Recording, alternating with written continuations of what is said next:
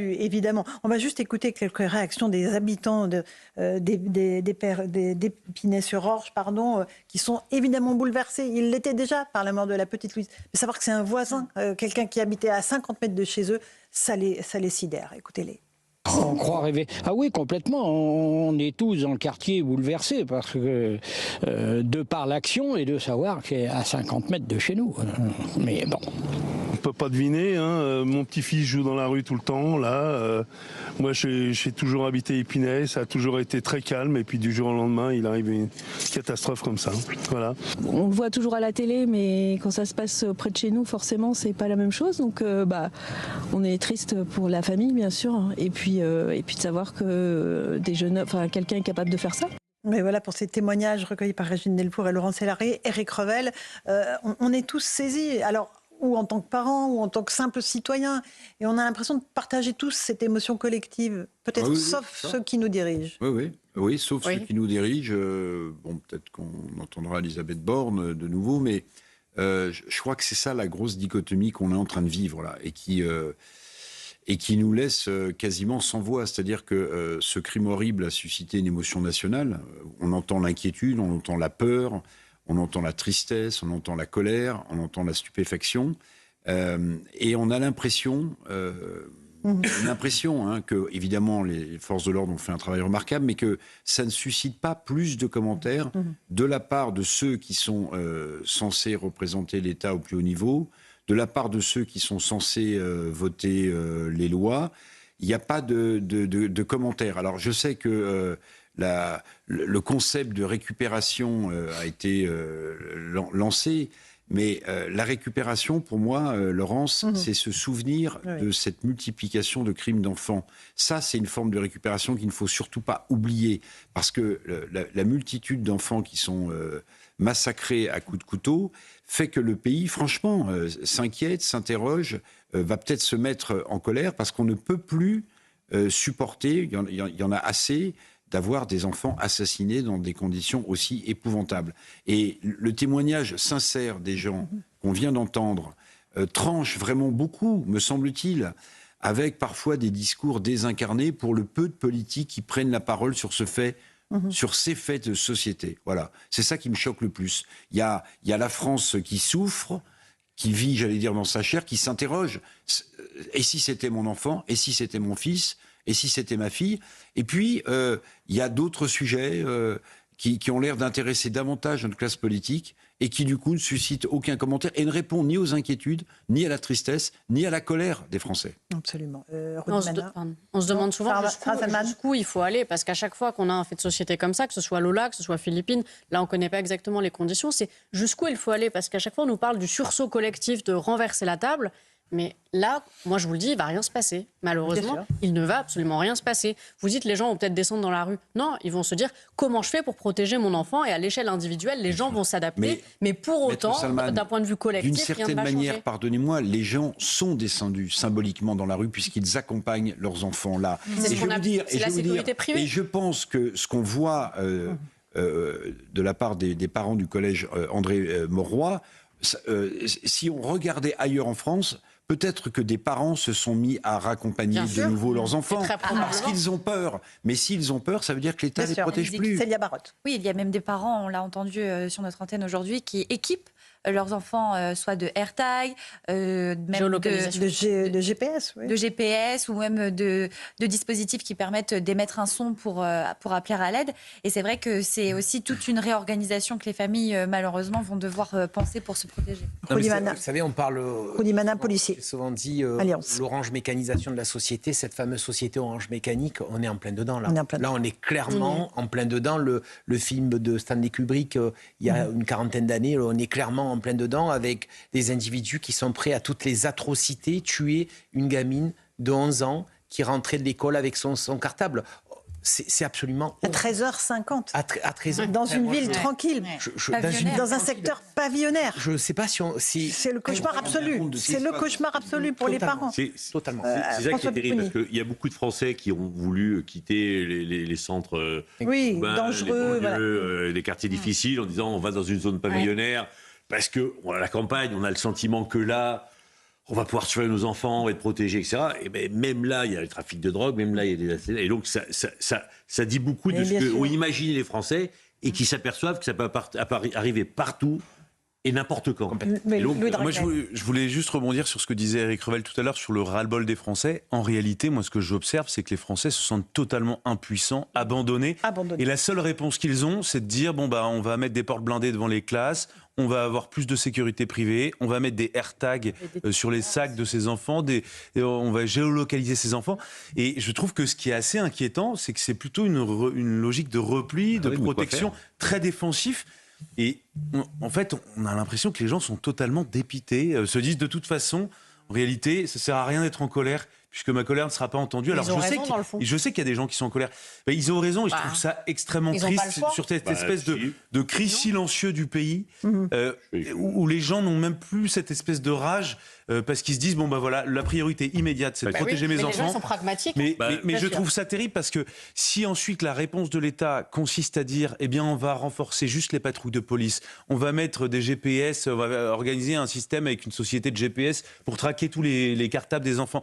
Tout ça, en fait, c'est vraiment une logique de défaite. Ce qu'on aimerait pouvoir faire et pouvoir vivre en France, c'est se dire, j'envoie mon enfant à l'école sans AirTag, sans appli de géolocalisation, sans mettre des policiers derrière chaque élève pour les protéger. Ce qu'il faut simplement, c'est empêcher toutes ces personnes qui sont des nuisibles dans la société d'être en liberté. Il faut les priver de leur liberté.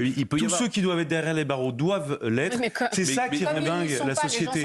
Et c'est ça qui vous rend dingue aussi les policiers. Oui, non, enfin, comme le disait Eric tout à l'heure, je pense qu'il peut y avoir un moment un sursaut populaire. Enfin, je ne veux pas vous prenez par la paroisse, mais moi je suis d'origine corse. Cet été, alors c'est un peu spécial la Corse. Non, mais François Pupponi. Juste rapidement, il y a un éboueur qui a été pris à partie par des dealers. Le lendemain, il y avait 3000 personnes dans la rue, dans le quartier. D'accord. Voilà, donc il y a un moment, il peut y avoir des gens qui disent... On est dans une banlieue tranquille. Mais moi, je n'en veux pas. On ne va pas jeter la pierre aux gens. Alors, attendez, on est tous en même temps, on ne comprend plus rien. Les gens, ils font ce qu'ils peuvent. S'il vous plaît. Oui, l'État n'est pas un relais. 18h14, on est en édition spéciale sur CNews et sur Europe 1. Célia Barotte, on va faire un tout petit point sur ce que l'on sait actuellement de ce suspect de 23 ans qui est donc en garde à vue prolongée. Sa mère, son père et sa petite amie le sont aussi. Est-ce qu'on connaît un peu plus de détails sur sa personnalité et qui il est ? Alors, ce que l'on sait sur lui, c'est qu'il s'appellerait Owen. Nous attendons la confirmation du procureur d'Évry, bien sûr, pour nous donner de plus amples informations sur son identité. On sait qu'il est placé donc en garde à vue pour meurtre sur une mineure de 15 ans. Nous ne savons pas s'il connaissait Louise avant le drame. Ce que l'on sait, c'est quand même qu'il habitait non loin de son domicile, non loin du collège où était scolarisée Louise. Il est donc placé en garde à vue, une garde à vue qui se prolonge jusqu'à demain. Les 3 autres personnes de son entourage qui ont été interpellées cette nuit sont également placées en garde à vue, mais pour eux, c'est pour le chef de non-dénonciation de crime. Il s'agit donc d'une femme âgée de 48 ans, la mère du principal suspect, d'un homme âgé de 49 ans, le père du principal suspect et de sa petite amie âgée de 23 ans. Toutes ces interpellations ont eu lieu à Épinay-sur-Orge et donc où se situait le collège et où s'est déroulé le drame. Alors on a Régine Delfour qui se trouve sur place avec Laurent Sélarié. Régine, bonsoir. Vous avez interrogé un certain nombre d'habitants qui sont absolument sous le choc. Vous vous trouvez à quelques centaines de mètres, peut-être dizaines de mètres du domicile du principal suspect dans le meurtre de Louise. Il y a évidemment de la stupéfaction et une incrédulité des habitants du quartier en réalité. Oui, absolument, Laurence, puisque ici à Épinay-sur-Orge, c'est une petite ville extrêmement tranquille et les habitants donc déjà été extrêmement choqués par le meurtre donc de Louise et savoir que c'est un jeune homme de 23 ans qui habite cette même ville. Pour eux, c'est inimaginable. On a vu des voisins qui nous disaient, mais imaginez, il habite à 50 mètres de chez nous. Alors on est devant la rue où se trouve le domicile donc de cet homme de 23 ans et de ses parents, une rue qui est banalisée avec de la rubalise pour que les gens ne puissent pas rentrer comme ça. Il y a quand même beaucoup de policiers ici puisque les investigations se poursuivent. On a pu échanger avec un voisin qui connaît ce jeune homme et qui connaît les parents et qui nous disait mais ce n'est pas possible. Il était extrêmement bouleversé, mais il nous disait mais vous êtes sûr vraiment de ces informations parce que je ne peux pas le croire. Régine, est-ce que l'on en sait plus sur la famille du principal suspect? Est-ce que l'on sait s'ils étaient insérés dans le quartier, s'ils étaient... on sait que la police est venue dans un premier temps hier matin déjà à leur domicile. Est-ce qu'on en sait plus sur eux? Alors on sait que oui, vous l'avez dit Laurence, que la police est venue dans un premier temps hier à leur domicile, ils sont revenus aujourd'hui. Les voisins, on a pu échanger avec plusieurs voisins qui nous disaient ne pas les connaître. Il y a cet homme avec lequel nous avons échangé qui nous a dit je ne peux pas vous dire ce que font ces gens, mais ce sont des gens très bien, qui sont là depuis un moment. Je connais cette famille, je connais ce jeune homme depuis très longtemps, mais il y a très peu d'informations qui fuitent. Merci beaucoup Régine Delfour, Laurent Sélarié. Si vous avez d'autres informations, d'autres témoignages, évidemment, n'hésitez pas à revenir vers nous. On sait qu'il y a eu des recherches, Célia Barotte, qui ont été organisées dès le vendredi soir, très très vite, pour tenter de retrouver. Parce que quand votre petite de 11 ans qui sort des cours à 13h50 et pas rentrer à 14h, même 15h, vous paniquez quand vous êtes les parents. Dès qu'il y a une disparition, c'est vrai qu'il y a aussi une solidarité qui s'organise. Alors il y a eu des recherches avec de nombreux volontaires et apparemment, selon certains voisins, les parents, donc cette femme et cet homme qui sont actuellement placés en garde à vue, les parents du principal suspect, auraient participé à ces recherches. Alors était-ce un moyen de couvrir leur fils? Est-ce qu'il y avait aussi une volonté sincère?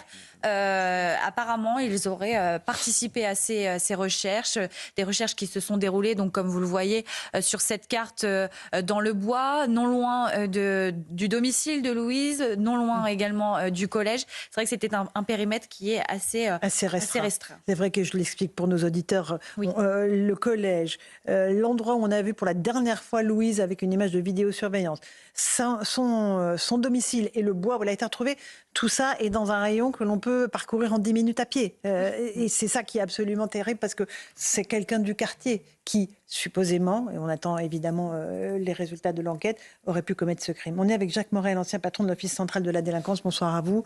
On essaye d'esquisser le profil de l'individu qui est en garde à vue, mais on sait que ce qui a permis d'affiner l'enquête, ce sont les prélèvements ADN. L'ADN a matché. On a retrouvé de l'ADN de cet individu sur les mains de la petite en grande quantité, ce qui veut dire que c'était vraiment un contact prolongé, sans doute un réflexe de défense de la petite fille de 11 ans. Il y a dû y avoir un combat, effectivement, entre cet enfant et ce monstre-là, hein, puisque, si vous voulez, il l'a vraiment massacré. Et l'enquête, maintenant, c'est le côté scientifique qui prend le dessus. C'est pour ça que les enquêteurs restent longtemps sur la scène de crime, de façon à récupérer le maximum de traces et indices tout de suite, quitte à les exploiter plus tard. Bon, après, les services comme une brigade criminelle, ils ont des groupes d'enquête, ils ont tiré plusieurs fils, ils ont d'abord pris des témoins, des gens qui habitaient à côté, qui ressemblaient un petit peu à la vidéo. Après, ils ont pris un autre binôme, là, parce que une pièce d'identité avait été découverte. Il y a plusieurs gardes à vue. Il y a eu 8 gardes à vue au total au cours des 2 derniers jours. Vous découvrez ça, mais si vous voulez, dans une enquête criminelle, c'est toujours comme ça. Vous ratissez là. Il faut fermer les portes aussi. Alors, fermer toutes les portes. Alors, Rudi Mana, policier. Il y a des portes qui s'entrouvent parfois avec des petits indices. Il faut les fermer définitivement pour être sûr que cette porte-là n'est pas celle qui va nous mener à l'auteur de cet horrible crime. Donc, on est obligé de procéder de cette manière pour arriver, in fine, à la porte principale qui nous amènera certainement à l'auteur. Monsieur Morel, vous voulez continuer? Oui, je dis c'est toujours comme ça, en fait, mais c'est pas médiatisé. Mais il y a toujours des gardes à vue multiples, et puis bon, on les laisse repartir jusqu'à trouver la vidéo. Vous voyez bien, on s'appuie 1, les ADN, 2, la vidéosurveillance, 3, la téléphonie. Quand on n'a pas un de ces éléments-là sur lequel s'appuyer pour orienter les recherches, c'est compliqué. Et donc tout de suite, ça, si vous voulez des messages politiques, tout de suite ça amène sur la surveillance des établissements scolaires, la surveillance des lieux de sport, puisqu'on voit bien que les gamins se font aussi bien attaquer. Maintenant, c'est plus les maires, en fonction de leur sensibilité politique, qui doivent décider s'il y a des caméras ou pas. Les caméras sont obligatoires à partir de demain, à la sortie des établissements scolaires, des clubs de foot, des salles de sport, puisque c'est les enfants maintenant qui deviennent la cible de la violence. ils sont soit auteurs, soit victimes, mais les enquêteurs ont besoin des images pour avancer les enquêtes, parce qu'après... alors ce sont des vraies solutions, mais encore une fois, moi je trouve ça très bien, mais ce sont à chaque fois des solutions a posteriori pour protéger la société a posteriori. Et la grande difficulté, c'est quelles sont les solutions a priori avant que l'événement ne puisse se produire. Et donc on en revient au débat politique, et c'est là où on en revient au débat avec Rudy Mana, et c'est ça qui est un tout petit peu désespérant, c'est que les solutions, il y a énormément de responsables politiques qui en proposent, qui en parlent, et puis on a l'impression qu'il ne se passe rien, et donc on finit par se dire, bien la seule solution, c'est la protection a posteriori. Alors certes, oui, ça aide les enquêteurs, certes, ça permet d'aller plus vite, certes, ça permet de collecter des éléments de preuve. Ça dissuade aussi. Ça peut dissuader, vous avez raison. Mais le problème, c'est pas tant de se dire qu'un jeune va ne pas commettre une infraction ou un délit parce qu'il voit une caméra de vidéosurveillance, c'est surtout faire en sorte qu'il ne se dise pas, bah tiens, il m'est arrivé ça je vais tuer quelqu'un. Non, mais c'est le monde idéal, mais c'est fini, je crois. Hein. Bah oui, mais alors moi, je suis un optimiste de nature, moi. Alors, dernier mot, Sarah Salman. J'ai quand même envie de me dire qu'il y a un avenir pour cette société. Maître Salman. Vous mettez plus de répression et l'impunité n'aura plus lieu. Enfin, on parle de sentiment d'impunité. Non, pour certains, il y a une impunité. Vous mettez de la répression ferme, efficace et dissuasive. Déjà, ça va calmer tout le monde, avec ou sans caméra. Oui, 18h. Bien sûr. Il est 18h23. On est en direct sur CNews et sur Europe 1, édition spéciale. On va rejoindre Mickaël Dos Santos et Audrey Legret. Bonsoir à tous les deux. Vous êtes devant l'hôtel de police de Versailles, là où le principal suspect du meurtre de Louise se trouve, est interrogé par les enquêteurs. Le faisceau de preuves est en train de se resserrer autour de cet individu. Est-ce que vous avez des informations, Mickaël Dos Santos, sur le déroulé de cette garde à vue ? Oui, Laurence, effectivement, l'étau se resserre autour de Owen, ce jeune homme de 23 ans dont l'ADN a été retrouvé sur les mains de Louise, 11 ans, disparue vendredi, retrouvée morte dans un bois d'Épinay-sur-Orge samedi dernier. Cet individu, en tout cas, pourrait être celui qui avait été identifié par les caméras de vidéosurveillance de la ville vendredi au moment de la disparition de la fillette. Ce que l'on sait, c'est que pour le moment, cette audition se poursuit ici à l'hôtel de police de Versailles, mais il n'est pas seul. 3 de ses proches sont également auditionnés, ses parents, mais aussi sa petite amie. Ses parents et sa petite amie qui aurait, dit-on, lui aurait trouvé un alibi lors de ce meurtre. Une information qui reste en tout cas pour le moment à confirmer. Seule certitude, son agenda et son récit étaient pour le moins assez confus, ce qui a interpellé les enquêteurs. Ces 4 gardés à vue vont rester ici pendant 24 heures puisqu'elles ont été prolongées, ces gardes à vue, comme le permet la loi. On aura en tout cas plus d'informations a priori dès demain à 18h lors de la conférence de presse du procureur d'Évry. Plus d'informations sur des nouveaux peut-être éléments de l'enquête. Merci beaucoup, Mickaël Dos Santos, sur place avec Audrey Legret. Ces gardes à vue se prolongent, Célia Barotte. Il faut avancer dans la construction de la preuve et de la confrontation entre les différentes versions des personnes interpellées. Oui, c'est ça, c'est de savoir déjà la version exacte, quelles incohérences sont relevées, quel a été le parcours aussi de ce principal suspect, que s'est-il passé, comment a-t-il pris contact avec Louise. Il va falloir aussi... cette prolongation de garde à vue va permettre aux enquêteurs d'en savoir plus avant son déferrement devant un juge. C'est un temps qui va permettre aussi de rassembler les preuves, de matérialiser le drame. Rudy Mana, un policier. Les gardes à vue ont lieu parce qu'il nous manque des éléments. On ne le fait pas par plaisir, bien évidemment. On le fait parce qu'il manque des éléments, il manque des auditions, il manque des pièces au puzzle qui nous permettront de l'assembler en totalité pour que la procureure de la République, demain soir, puisse faire une conférence de presse en donnant le maximum de renseignements. C'est évident que si la prolongation a lieu, c'est pour cela. Il faut construire le dossier. C'est qu'après, oui, c'est ça. Magistrat, il faut que le magistrat ait les éléments pour dire qu'il y a une incarcération, il y a une mise en examen, etc. Donc là, les policiers sont en train d'essayer de faire craquer, entre guillemets, ces individus parce qu'ils ont l'ADN, ils ont les images, les témoignages. Et la téléphonie. Et ils n'ont pas encore, entre guillemets, les aveux. Donc si en plus ils peuvent avoir les aveux, Là, ça fait un dossier. Mais le bornage du téléphone est aussi une indication. Oui, mais comme il habite à côté. Bien sûr, mais si on voit que les deux téléphones bornent au même moment, au même instant. Maître Salman, quel est le quantum de peine? Alors, on n'a pas de notion de la responsabilité ou des responsabilités de cette personne. Un assassinat ou un meurtre. Un assassinat, ça veut dire qu'il y a une préméditation. Une circonstance aggravante. Un meurtre, il n'y en a pas. Là, à ce stade, je ne peux pas vous dire.